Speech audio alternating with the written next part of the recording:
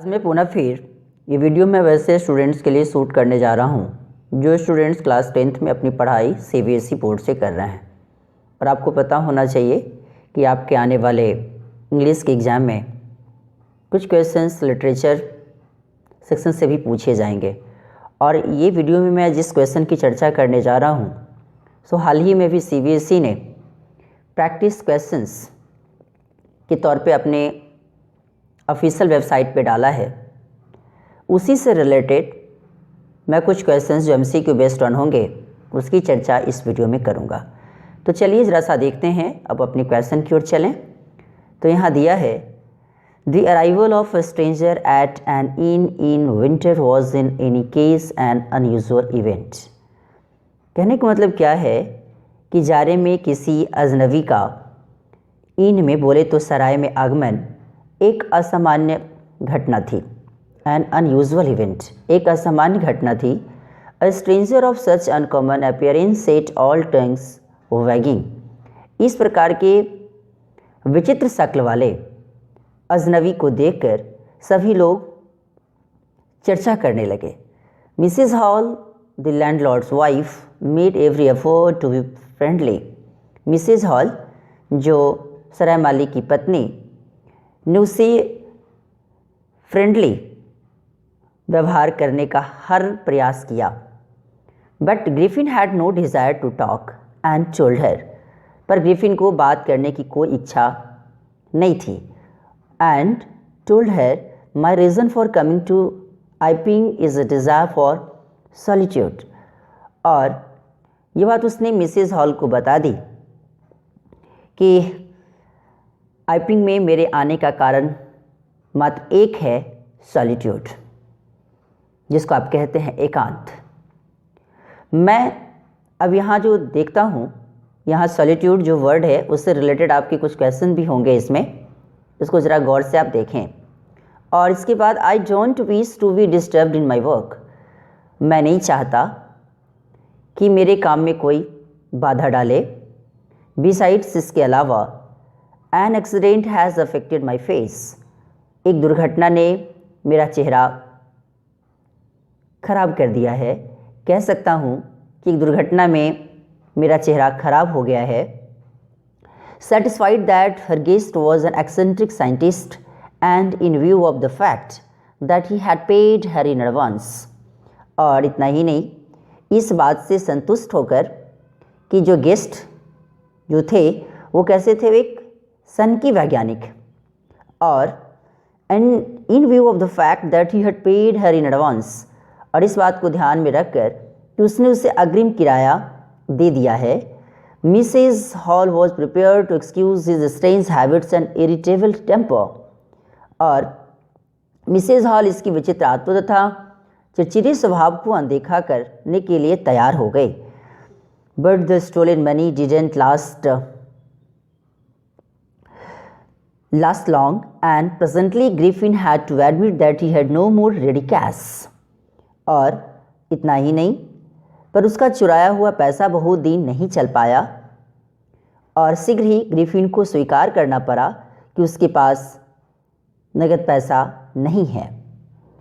He pretended, however, that he was expecting a check to arrive at any moment.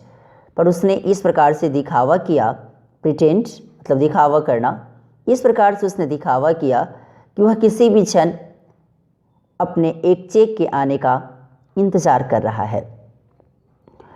और ये जो line आप देख रहे हैं, ये सारे टेक्स्ट जो कि अभी आपको दिखाई दिया, ये सारे टेक्स्ट आपको फुटप्रिंट्स विदाउट फीट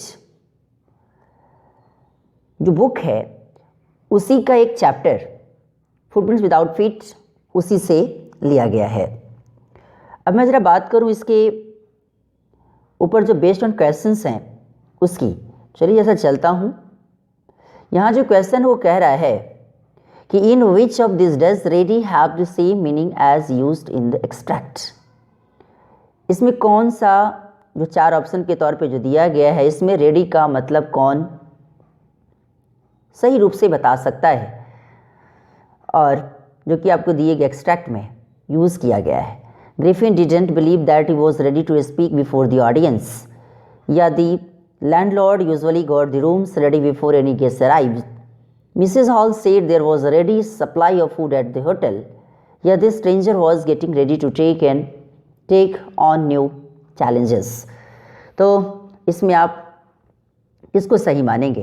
तो इसमें सही रूप से आप माने रेडी का मतलब इसमें सही रूप से देखा जाए तो सही रूप से ऑप्शन नंबर सी को आप सही माने।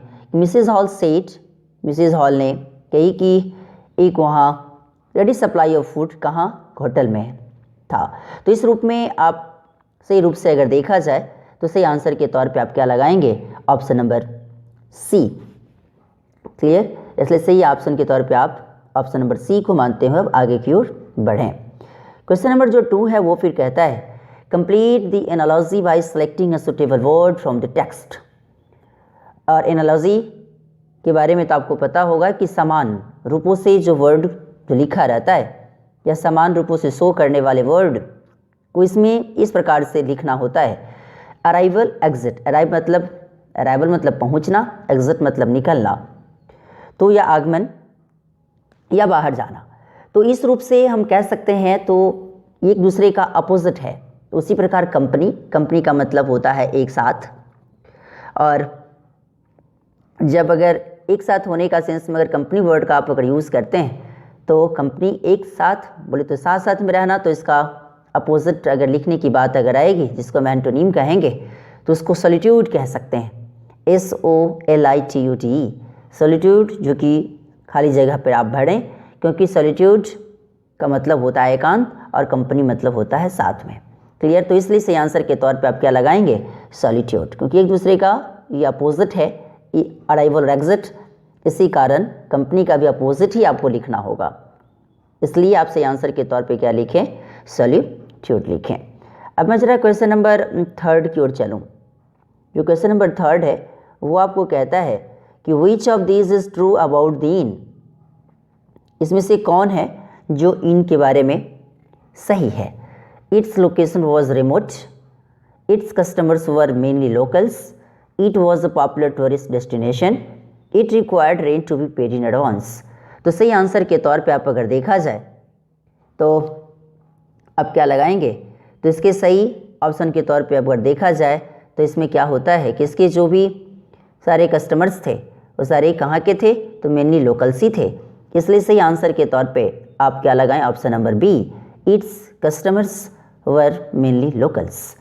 क्लियर? सही आंसर के तौर पे आप यही लगाएं, ऑप्शन नंबर बी को। क्वेश्चन नंबर 4 फिर कहता है कि why did the people start talking about the stranger's arrival. आखिर लोगों ने बात करना क्यों शुरू कर दिए उस स्ट्रेंजर्स के बारे में? आखिर जो उसका आना जो हुआ उसके बारे में लोग क्यों बात करना शुरू कर दिए? और because he was mostly quiet, क्योंकि वह बहुत ज़्यादा क्वाइट था।